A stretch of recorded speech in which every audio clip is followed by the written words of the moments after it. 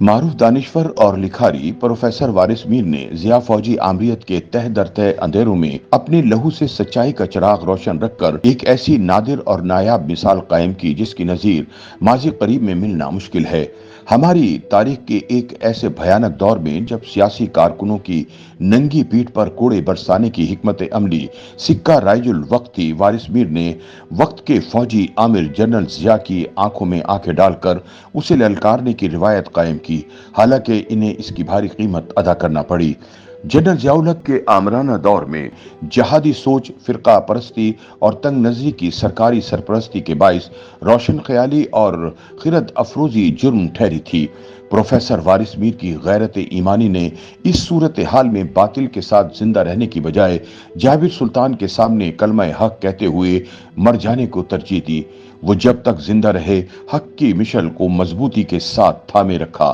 انہوں نے سیاسی آمریت اور فکری تاریخ اندیشی کو اسلام اور بانیان پاکستان کے تصور پاکستان کی روشنی میں گناہ عظیم ثابت کیا اور بڑے استقلال کے ساتھ ملائیت سے پھوٹنے والے استدلال کی نفی کرنے میں مصروف رہے۔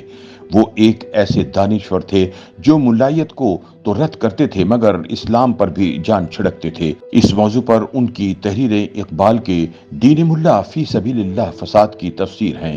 انہوں نے اپنی تحریروں میں ان دانشوروں کے استدلال کو بھی اپنی حریت فکر کے ساتھ رد کیا جو ملا کی بد اندیشی کی سزا اسلام کی حقیقی پاکیزہ روح کو دینے کے عادی ہیں۔ وارث میر نے اپنی فکر انگیز تحریروں میں اخوان الصفا، الکندی، الغزالی، ارر ابن رشد کے فلسفیانہ انداز نظر سے پھوٹنے والی سائنسی حکمت عملی سے لے کر جدید مصر کے سیاسی مفکرین اور روشن خیال دانشوروں سے لے کر شاہ ولی اللہ، سر سید اور علامہ اقبال تک کی فکری روایت کو اجاگر کیا۔ جارج آرویل کے مشہور ناول اینیمل فارم پر ان کی تحریر پڑھتے وقت یوں محسوس ہوتا ہے جیسے اس ناول کا موضوع پاکستان ہو۔ وارث میر نے ڈاکٹر خلیفہ عبدالحکیم سے لے کر ڈاکٹر افتخار حسین تک متعدد روشن خیال دانشوروں کی ترقی پسند سوچ کو بھی خراج تحسین پیش کیا۔ وارث میر مسلمانوں میں روشن فکری کی اس تحسین کے دوران ایک انتہائی اہم دینی اور سیاسی مغالطے پر یوں روشنی ڈالتے ہیں۔ میں پاکستان میں پروان چڑھنے والی ایک خاص تنقیدی روایت کی طرف اشارہ کرنا ضروری سمجھتا ہوں، اور وہ روایت یہ ہے کہ مجدد الف ثانی شاہ ولی اللہ، سر سید احمد خان اور اقبال پر بر صغیر میں راسخ العقیدگی یعنی مذہب پرستی کو فروغ دینے کا الزام لگایا جائے، اور پھر یہ ثابت کیا جائے کہ ان لوگوں نے صوفیہ کی انسانیت نواز اور عالمگیریت کی حامل تحریکوں کو سبوتاژ کیا۔ اس کے علاوہ یہ کوشش بھی کی جاتی ہے کہ منطقی طور پر اس تاثر کو ابھارا جائے کہ انہی مسلمان مفکرین کی تنگ دلانہ کثرت پسندی نے غیر فطری انداز میں ہندوستان کو تقسیم کرایا۔ یہ انداز فکر ان لوگوں کا ہے جو مسلمانوں کے الگ قومی وجود اور اس وجود کے حوالے سے جنم لینے والے اقتصادی اور معاشرتی مسائل کو اپنی سوچ کے دائرے سے خارج کر چکے ہیں۔ بھکتی فکر کے یہ علم بردار مجدد الف ثانی شاہ ولی اللہ، سر سید احمد خان اور اقبال کے افکار کو مماثل قرار دیتے ہوئے انہیں برصغیر میں آباد غیر مسلموں کا حریف قرار دیتے ہیں۔ پروفیسر وارث میر اپنے اس مضمون میں قاضی جاوید کی کتاب سر سید سے اقبال تک میں پیش کیے گئے استدلال کو رد کرتے ہوئے لکھتے ہیں، گویا اعتراض یہ ہے کہ اقبال ایک صوفی کی بجائے راسخ العقیدہ مسلمان کیوں تھے، اور ایک شاعر ہو کر مسلمانوں کے مصائب اور مسائل پر کیوں کڑتے تھے، جبکہ اقبال کے پورے کلام پر نظر رکھنے والے لوگ جانتے ہیں کہ وہ اس تصوف کے حامی تھے جو صوفی کو جدوجہد پر آمادہ کرتا ہے۔ وہ رسوم کو نہیں بلکہ باطنی تجربے کو مذہب کا نام دیتے تھے۔ بانیان پاکستان کے فکر و عمل کو متنازع بناتے رہنے کی یہ عادت پاکستان میں فوجی حکومتوں کے زیر اثر پنپتی چلی آ رہی ہے۔ وارث میر نے اپنی کئی تحریروں میں فوجی حکومتوں کے سیاسی کردار بارے بحث کی ہے۔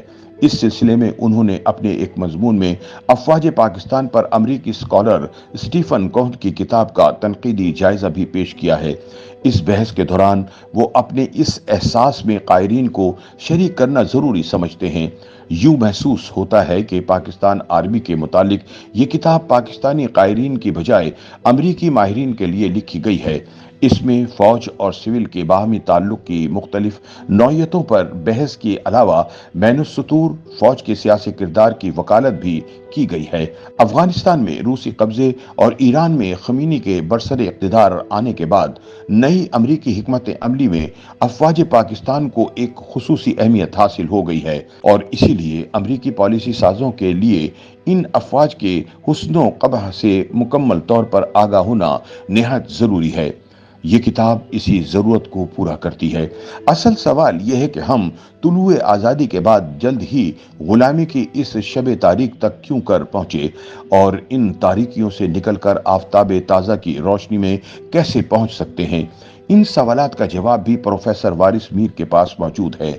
वो लिखते हैं कि क़याम पाकिस्तान से पहले मुसलमानों को फिक्री और अमली तौर पर ख्वाब गफलत से बेदार करने के लिए इकबाल ने ऐसी जुर्रतमंदाना बातें की कि उन पर कुफ्र के फतवे लगने लगे।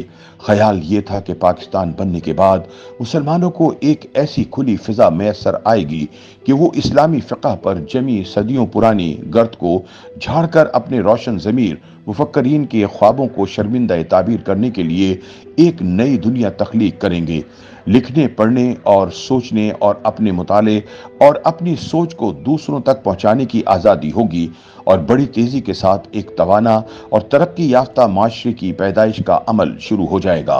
लेकिन बदकिस्मती से ये हुआ कि पाकिस्तान बनने के थोड़े अरसे बाद हमारी सियासी और हुकूमत क़यादत की तवानाइयाँ बाहमी चपकलिश की नज़र होने लगीं और बैनुल अक़वामी इस्तामार के नुमाइंदों ने अपने मोहरों के जरिए मकासिद पाकिस्तान को शय मात देने की कोशिशें शुरू कर दी।